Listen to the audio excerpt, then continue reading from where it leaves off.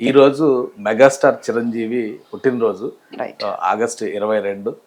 Mega fans అందరికి కూడా ఒక సెలబ్రేటింగ్ డే అనమాట. అవును.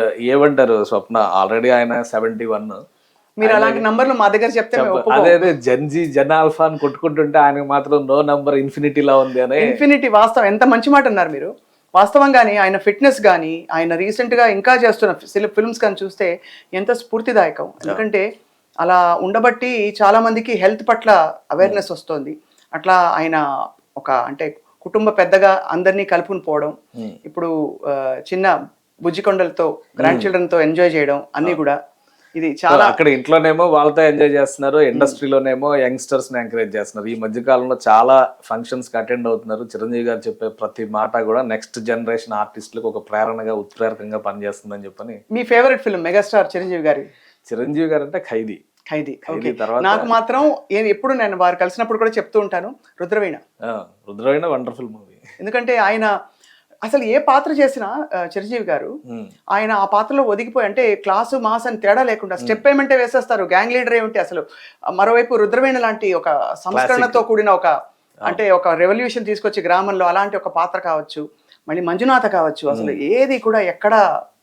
ఆ మంజునాథ గురించి చెప్పేలేకైతే మీరు ఆపద్ బాంధవుడు గురించి కూడా మాట్లాడాలి. ఆపద్ బాంధవుడు సినిమాలో కూడా ఆయన శివుడి క్యారెక్టర్ చాలా వండర్ఫుల్ ప్రెజెంటేషన్. అంటే శివుడు ఇలా ఉంటాడా అనిపించేట్లుగానే చిరంజీవి గారికి అనిపిస్తారు.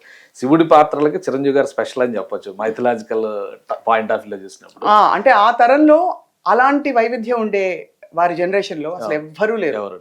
అండ్ చిరంజీవి గారికి మనస్ఫూర్తిగా మా అందరి తరఫున హ్యాపీ బర్త్డే, పుట్టినరోజు శుభాకాంక్షలు సార్. మీరు ఇలాగే ఎంతో ఆరోగ్యంగా అందరినీ ఆహ్లాదపరుస్తూ సంతోషపెడుతూ మీ ప్రయాణం గొప్పగా మరింతగా కొనసాగాలని కోరుకుంటున్నాం. కేశవ్, మీ విషయస్ కూడా చెప్పండి. ఖచ్చితంగా మెగాస్టార్ చిరంజీవి గారు అంటే ఒక పవర్ హౌస్.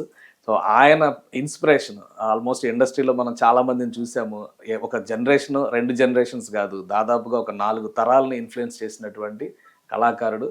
ఆయన సేవలు తెలుగు సినిమా పరిశ్రమకి అత్యంత అవసరమైనటువంటి సందర్భం ఇది. ఎందుకంటే 2 తెలుగు రాష్ట్రాలుగా ఇండస్ట్రీ కూడా వివిధ దశల్లో విస్తరిస్తున్నటువంటి సమయం, పాన్ ఇండియా దాటి పాన్ వరల్డ్ మూవీ స్థాయికి వెళ్తున్నటువంటి సందర్భంలో తెలుగు సినిమా పెద్దగా చిరంజీవి గారు సంపూర్ణ ఆయురారోగ్యాలతో ఉండాలి. మీకు నచ్చిన పాటలు 2 ప్రస్తావించండి. నేను పాటలు ప్రస్తావిస్తే మీరే పాడాలి.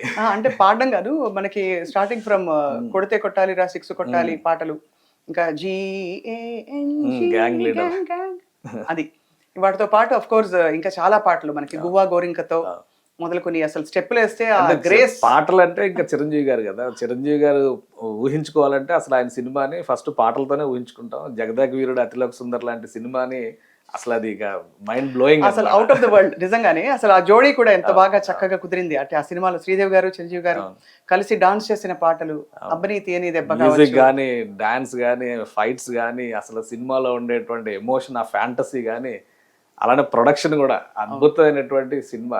మీరు ఈ మధ్య 4K రిలీజ్ అయింది కదా, నేను థియేటర్కి వెళ్ళి చూసాం. మళ్ళీ ఇప్పుడు అప్పటి విలన్ సినిమాలు చూసుకుంటే కూడా హీరోలా కనిపిస్తారు. సో అది అలాంటి చిరంజీవి గారు సినిమా పరిశ్రమకి at the same time cinema ఇండస్ట్రీకి ఒక దిశానిర్దేశం చేసేటువంటి పెద్దగా ఉండాలని కలకాలం కోరుకుంటుంది సుమన్ టీవీ.